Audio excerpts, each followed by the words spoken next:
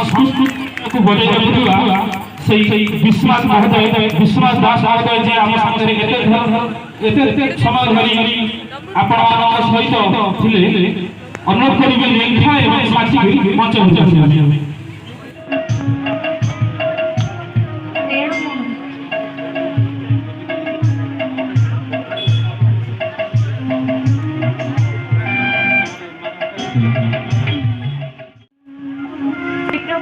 पावन कालिया ठाकुर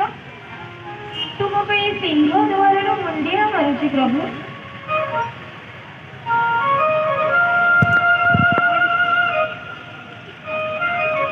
प्रभु तुम चका चका आखि को देखिले मोर केते जे कथा आपण छाई तुंडरू बाहरी आसुची मते चिंती पारुछ प्रभु पूर्णिमा प्रभु ए लोक मान को देखुच सतरे आम लोक गुड़ाक ना भारी अजब से छलना मत बाध्य कर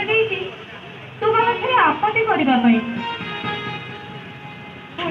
एकांत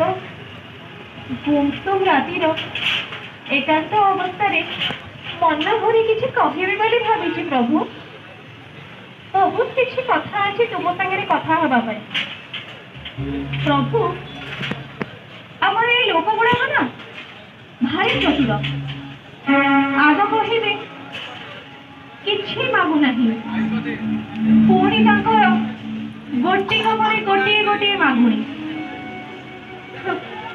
सतरे ठाकुर लोक 10 टंकार भोग करेंगे किंतु ता बदले अनेक किछि मागुणी किए कहबो मो पुओ बाहागर कर दियो के तापरे पुणी मो देह मुंड भल रख प्रभु 10 टंकार भोग करी एते कथा मागुणी कोन सतरे प्रभु मुई अधिक को देखिछि आ सुनिछि मध्य भाबे ए न मागिबा कथाटा विषय हेले कुह तो प्रभु ए न मागिबार मूलटा जे कि उठी बहुत साधु संत ज्ञानी गुणी समस्त को पचारे आसिली हेले प्रभु समस्त उत्तर भिन्न भिन्न केही उत्तर दे पारिली नहीं आ मु कहा उत्तर रे भी संतुष्ट होई पारिली नहीं आ जानिछु प्रभु मुना ठीक एठी एमिति एते के बळे आसी पहुंचे आ तुमको एठुने मुंडिया मारे आ प्रभु जानिछ ए जो सब एडे एडे गीत बाजी बोलुची कौन तो से गीतटा ना हां प्रभु से गीतटा होची जगन्नाथ हो किछि मागु नहीं तोती मागु नहीं मागु बलिरू हाते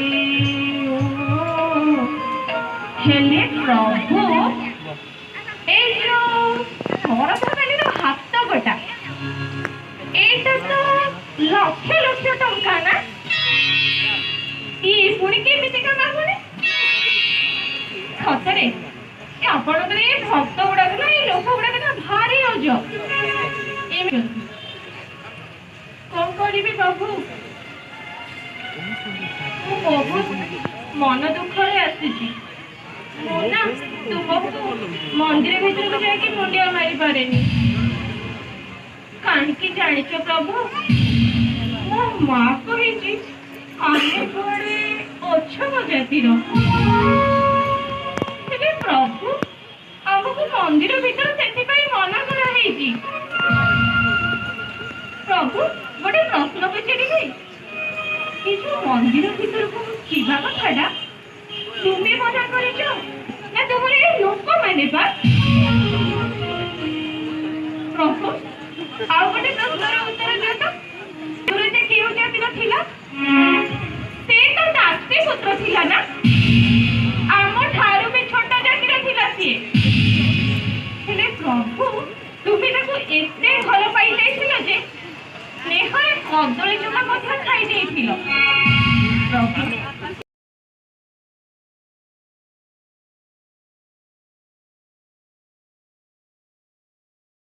ତାର ଶୁଦ୍ଧ ଆଚରଣ ହେତୁ ତୁମକୁ ତାର ନିଜର ହେବାକୁ ପଡିଥିଲା। ପ୍ରଭୁ, ଯଦି ତୁମେ ସତରେ ଆଚରଣ ପ୍ରିୟ, ତେବେ କୁହ ଅଜାମିଳ ବ୍ରାହ୍ମଣ ତାର ଶୁଦ୍ଧ ଆଚରଣକୁ ଭୁଲି ଘୃଣ୍ୟ ବିଭୀଷିକାର ଆଚରଣ ଖେଳାଇ ସେ ତ ପୁଣି ଘୃଣ୍ୟ ଦସ୍ତୁବୃତ୍ତି କରୁଥିଲା। ସେତେବେଳେ ତୁମେ ପୁଣି ଜମଗଣକୁ ଦଣ୍ଡିଲ। ତୁମେ ସେତେବେଳେ ଆଚରଣହୀନର ନିଜ ଲୋକ ହେଇଗଲ ପ୍ରଭୁ। ସେତେବେଳେ ପୁଣି ତୁମକୁ ଆଚରଣ କଥା ଦେଖା ଯାଉନଥିଲା ପ୍ରଭୁ। ଆଜି ପୁଣି ଆଚରଣ କଥା କାହିଁକି କହୁଛ ପ୍ରଭୁ? କାହିଁକି? କଣ କହିଲ ପ୍ରଭୁ? କଣ କହିଲ?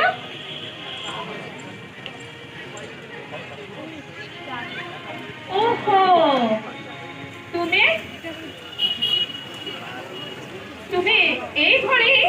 এইভଳି ମାୟା ରଚୁଛ ଯେ